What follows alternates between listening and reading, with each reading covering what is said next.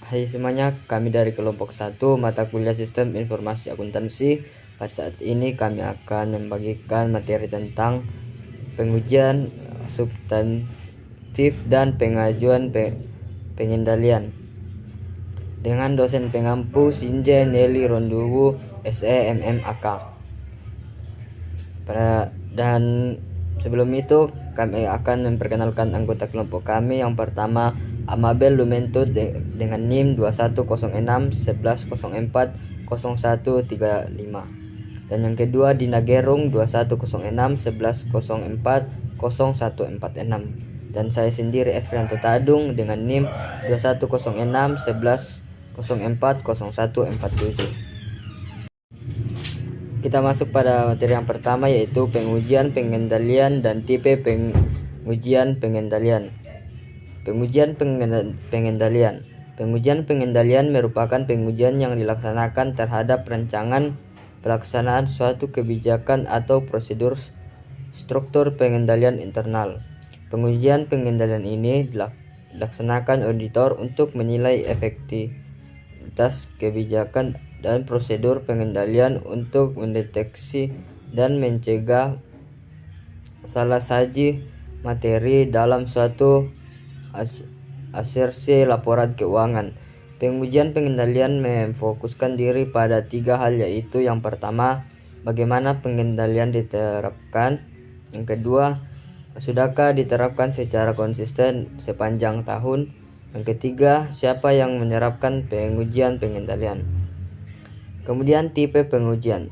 Pengendalian ada 2 tipe pengujian pengendalian, yaitu yang pertama, constraint test of control, yaitu pengujian pengendalian yang dilaksanakan auditor seiring dengan prosedur untuk memperoleh pemahaman mengenai SPI klien. Yang kedua, pengujian pengendalian tambahan atau yang direncanakan, yaitu pengujian yang dilaksanakan auditor. Kemudian yang kedua, prosedur untuk melaksanakan pengujian. Ada 4 prosedur untuk melaksanakan pengujian pengendalian, yaitu yang pertama, pengajuan pertanyaan kepada para karyawan klien. Yang kedua, pengamatan terhadap karyawan klien dalam melaksanakan tugasnya. Yang ketiga, melakukan inspeksi dokumen, catatan, dan laporan. Yang keempat, mengulang kembali pelaksanaan pengendalian oleh auditor. Lingkup pengujian pengendalian. Luas pengujian pengendalian dipengaruhi langsung oleh tingkat risiko pengendalian yang ditetapkan yang telah direncanakan oleh auditor. Semakin rendah tingkat risiko pengendalian yang ditetapkan, semakin banyak bukti yang diperlukan yang harus dihimpun. Untuk klien lama, luas atau lingkup pengujian pengendalian dipengaruhi juga oleh penggunaan bukti yang diperoleh pada pelaksanaan audit tahun sebelumnya. Sebelum menggunakan bukti yang diperoleh pada pelaksanaan audit tahun sebelumnya, auditor harus memastikan bahwa tidak ada perubahan yang signifikan atas rancangan dan operasi berbagai kebijakan dan prosedur pengendalian sejak pengujian pada pelaksanaan audit tahun sebelumnya. Kemudian kita masuk pada penentuan saat pelaksanaan pengujian pengendalian. Pengujian pengendalian dapat dilaksanakan pada 2 saat, yaitu yang pertama selama pekerjaan interim, dan yang kedua pada saat mendekati akhir tahun. Kemudian penentuan risiko pengendalian. Dalam menentukan risiko pengendalian, auditor perlu yang pertama mengidentifikasi salah saji potensial yang dapat terjadi untuk asersi tersebut. Yang kedua, mengidentifikasi pengendalian yang dapat mencegah atau mendeteksi salah saji. Yang ketiga, menghimpun bukti dari pengujian pengendalian apakah rancangan dan operasi pengendalian telah relevan efektif. Yang keempat, mengevaluasi bukti yang diperoleh. Dan yang kelima, menentukan risiko pengendalian. Selanjutnya, kita masuk pada pengujian substantif. Auditor harus menghimpun bukti yang cukup untuk memperoleh dasar yang memadai untuk menyatakan pendapat atas laporan keuangan. Pengujian substantif ini menyediakan bukti mengenai kewajaran setiap asersi laporan keuangan yang signifikan.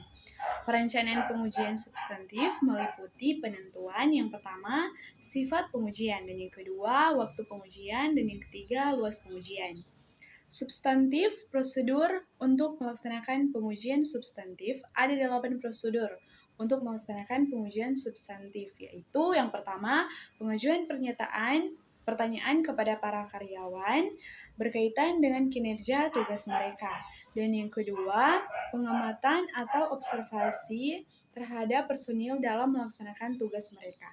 Dan yang ketiga, inspeksi dokumen dan catatan, dan yang keempat melakukan perhitungan kembali, yang kelima konfirmasi, yang keenam analisis, dan yang ketujuh tracing atau pengutusan, dan yang keempat vouching atau penelusuran.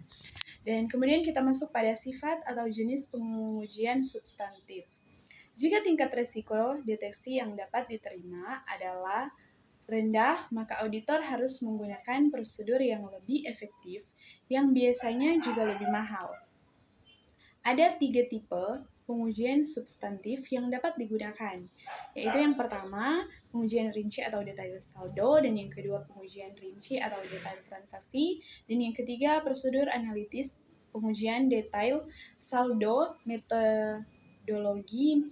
Metodologi perancangan pengujian detail saldo meliputi 4 tahap, yaitu yang pertama menilai materialitas dan resiko bawaan suatu akun, dan yang kedua menerapkan resiko pengendalian, dan yang ketiga merancang pengujian transaksi dan prosedur analitis, dan yang keempat merancang pengujian detail saldo untuk memenuhi setiap tujuan spesifik audit secara mendalam.